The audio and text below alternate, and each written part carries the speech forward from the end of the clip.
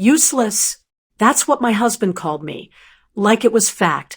He had no idea what my father actually left behind, or what I'd been quietly building. It didn't start with shouting. It never does. It starts small. A comment dire. A look there. A sigh that lingers just a little too long. At first, you explain it away. Stress. Work. Bad day. But then it repeats. Again. And again. Until it stops feeling accidental. And starts feeling intentional. That's how it was with my husband. At least, toward the end. You forgot to call them back, he asked one evening, not even looking up from his phone. I've been busy. I replied, keeping my tone even. With what? Simple question. Sharp edge. I told you, I've been handling some things. He let out a quiet laugh. Not amused. Dismissive. Handling what exactly? I didn't answer right away, because I knew where this was going. It always went there. You're home all day, he continued. No job. No deadlines. No pressure. Each word slower than the last. Measured. Deliberate. Must be exhausting. I set down what I was holding, turned to face him. I contribute, I said. He finally looked up, eyes scanning me like he was trying to find the proof. Do you, he asked. That was new. Not the words. The tone. Flat. Certain. Like he wasn't asking anymore. Like he'd already decided. I manage the house, I said. I take care of everything here. He shrugged. That's basic. Basic. The word hit harder than it should have, because it wasn't about chores. It was about value, about how he measured it, and where I stood in that measurement. I also handle the finances. I added. That made him pause, just for a second. Then he smirked slightly. Right, he said, my money. There it was. Clear. Unfiltered. The line he'd been building toward. I felt something settle in my chest. Not anger. Not yet. Just clarity. It's not just yours, I said quietly. He leaned back, relaxed, confident. Everything in this house comes from me, he replied. Let's not pretend otherwise. I looked at him for a long moment, because this wasn't frustration anymore. It wasn't stress. It was belief. Deep, unshakable, and completely wrong. You think I don't see it? He continued. You sit here all day while I work. You spend money, I earn. And I'm supposed to act like that's equal? The word hung there. Equal. Like it offended him. Like it didn't belong in the same sentence. I didn't raise my voice. Didn't argue. Because arguing would have meant I needed his understanding. And I didn't. Not anymore. Instead, I just asked, is that really what you think? He didn't hesitate. Yes. No pause. No doubt. Just certainty. And something about that answer changed everything. Because it told me exactly where I stood. Not as a partner.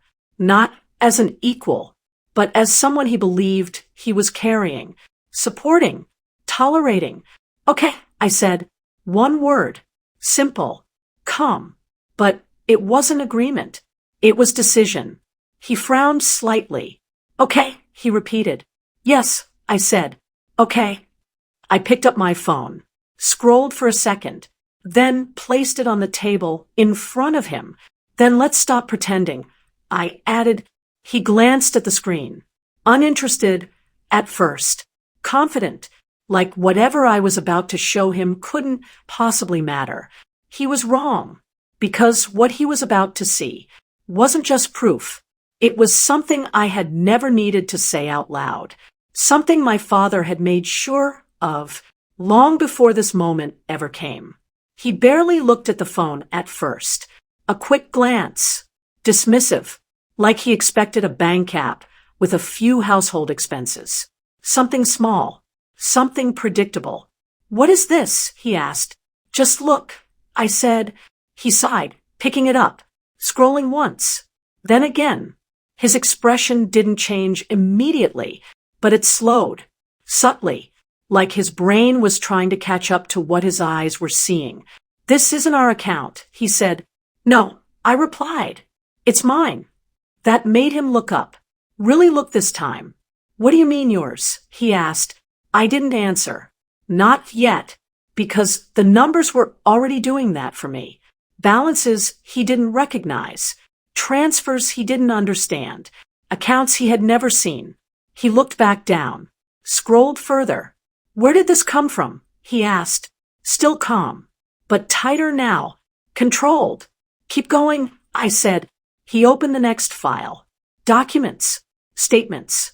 Ownership records. His posture shifted, leaning forward. Focused. Because now it wasn't just money. It was structure. Assets. Something real. "This doesn't make sense," he muttered. "It will," I said. "Just finish reading." Silence stretched across the room, the kind that builds pressure, because every second his certainty was breaking apart, piece by piece, until finally he stopped scrolling and just stared. "This is a company," he said slowly. "Yes." "You own this?" he asked. "Yes." "How?" he demanded. And there it was. Not dismissal anymore. Not arrogance. Just confusion. I sat down across from him. Calm. Steady. "The day my father passed," I said, "he didn't just leave me money.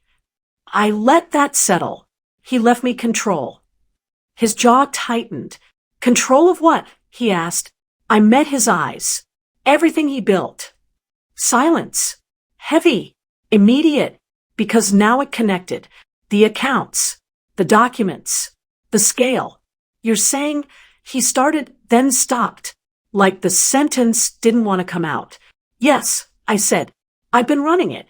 That hit harder than anything else. Not inherited. Not passive. Running. Active. Intentional. "And you didn't tell me?" he asked. His voice wasn't loud, but it carried something new, something close to disbelief. "I didn't need to," I replied. That stung. I saw it in the way his expression shifted, because for the first time, he wasn't the one holding information or control. "You let me think," he started. "I didn't let you think anything. I cut in. You decided." That stopped him. Completely. "You saw what you wanted to see." I continued. "And you built a story around it." I gestured toward the phone. "This was always here. Nothing was hidden. You just never asked the right questions." He leaned back slowly, like the weight of everything had finally landed. "All this time," he said quietly. "Yes," I replied. "All this time." The room felt different now. Not tense. Not loud. Just clear. Because there was no misunderstanding left. No assumptions. No illusions. Just truth. And it didn't favor him anymore. He looked at me again. But not the way he had before. Not dismissive. Not certain. Something else. Something quieter. "Why didn't you say anything?" he asked. I held his gaze. Because the answer mattered.